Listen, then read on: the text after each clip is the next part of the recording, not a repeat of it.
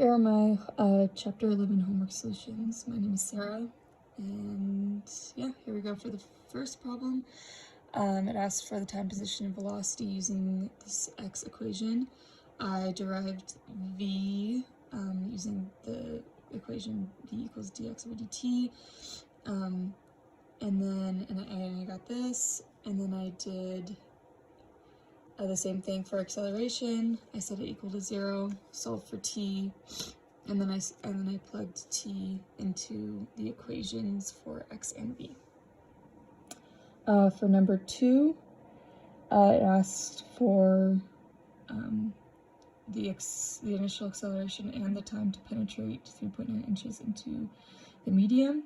So what I did was that first I had to find the value for k.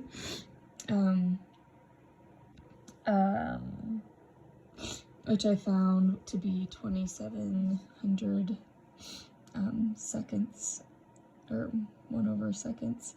And then what I did was I derived the acceleration equation, and then I plugged in v naught minus kx for v, and then that simplifies to negative kv, and then that simplifies even further to just being a final answer of this. And then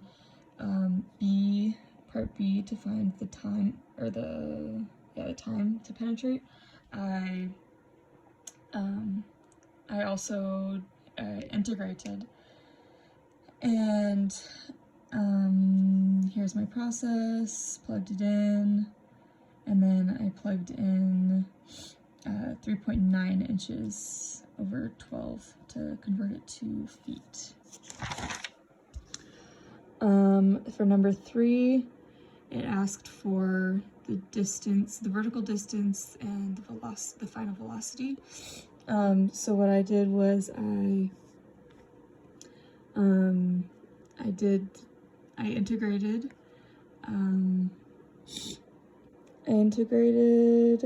found t, and then I plugged in, or what did I do? I integrated, solved for t, then I solved for v, integrated again, and then solved for x. Was able to find the vertical, and then it was pretty straightforward solving for v. Just had to plug it into that equation, and then I got this. For the next problem, I had to solve for x when time equals 1 hour, acceleration when t equals 0, and t to run 6 miles. Here's my process. I solved for v using the dx over dt. I integrated to get x from my v equation, and then I plugged in when t equals 1, and I got 7.15 miles. Then for the next part, I solved for a using this equation, and then up here you can see that I ended up with an acceleration of this, and then for c I just plugged in the equation for time. And then for number 5, I had to solve for the escape velocity. So when r is big R, v is the escape velocity. So I integrated that equation. I had it from r to infinity, and then I set it equal to this, and then I ended up with this equation, and then I plugged everything into VE, and it ended up being this. For the next equation, or for the next problem, I had to solve for the acceleration of handle A and weight B. velocity and change in position of handle A after 0.5 seconds along this pulley system. It's like a weight rack. I determined that this system had 3 positions for the Y to go across, and then 1 for the A. I used these equations, and then I plugged in 2 feet per second because that was my given velocity, and then I solved for A using differentiation.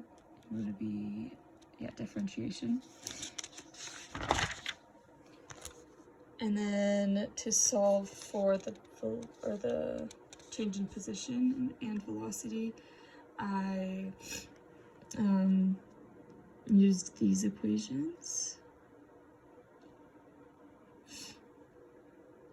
For this one, it's asking for the time to land after opening a parachute and the initial deceleration. For these I populated these graphs for the different time periods and the different change in velocities and position.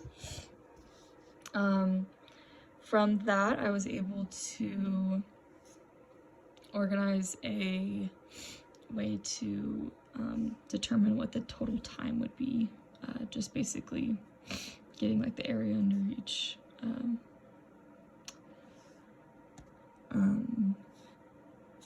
graph.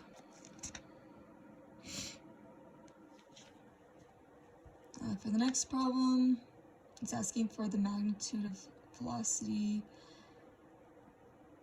and acceleration of particles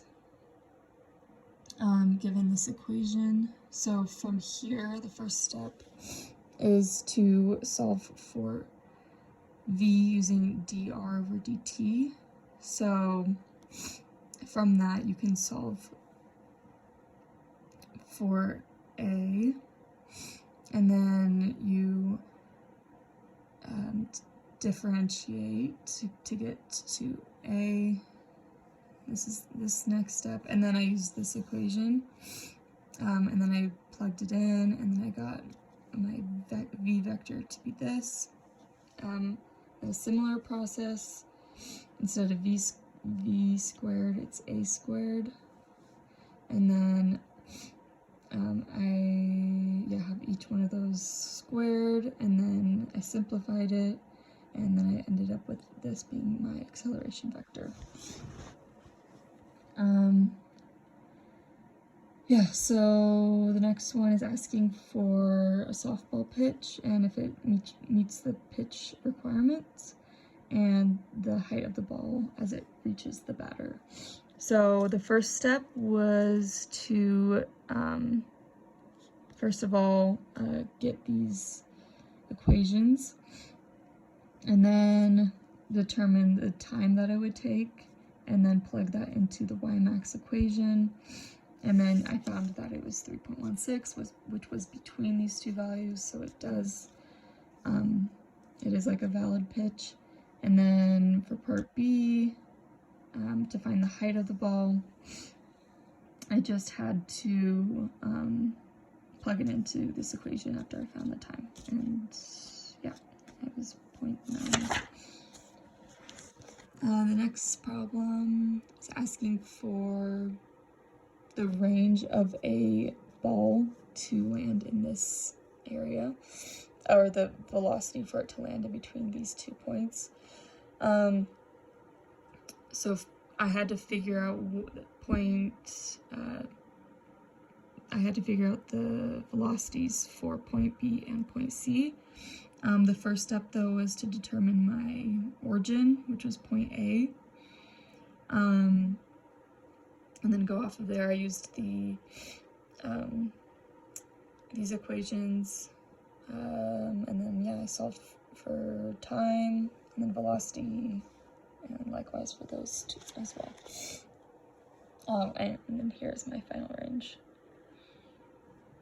For number 11, it's pretty straightforward. Once you have this equation, this is also written as rho. I don't know if there's a big difference, but this is just the radius, and this is the given acceleration. Yeah, so I just plugged it in and rearranged this equation so that v equals the square root of RAN. Plug that in and got 12.13. For number 12, it's asking for the minimum radius for the airplane. Similar to the last one, you just use this equation, rearrange it to solve for R, minimum in this case, and then I got 1467.9 meters. For 13, it was a little more complicated. I had to draw out these free, or I guess they're not free body diagrams, but these geometries to solve for R dot, R double dot, and that's probably not the right terminology, and theta as well. So first I found R, which is this radius right here, and then theta right here. I converted the velocities, and then converted this velocity into, I oriented it in terms of this origin point, and then it was 370 feet per second. Similar process here.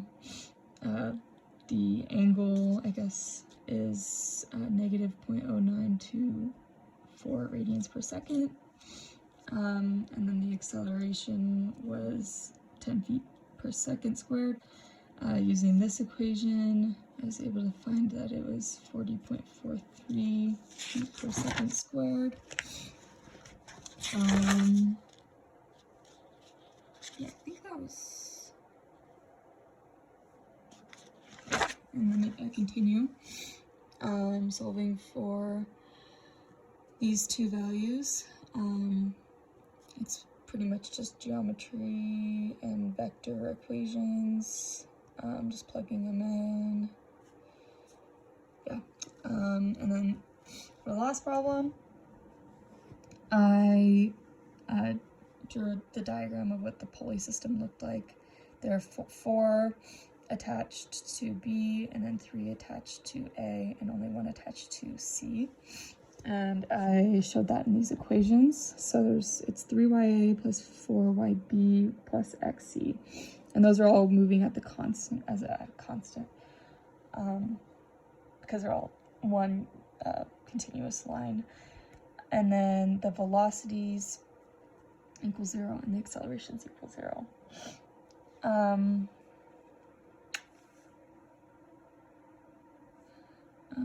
I guess I should say the change, but the velocity, the velocity I solved for first. Sorry, I used this equation to rearrange it to solve for AB. Got 240 going downwards for AB, and then I solved for acceleration of A, which I got to be 345, and then the next step was to solve for the velocity. I used this equation, plugged it in for 2 seconds, and then got 130 millimeters per second going to the right. And then for the position, or the velocity of A, I got negative 43.3 millimeters per second. And then I used this equation, this kinematic equation, and I got 728 millimeters for the last one.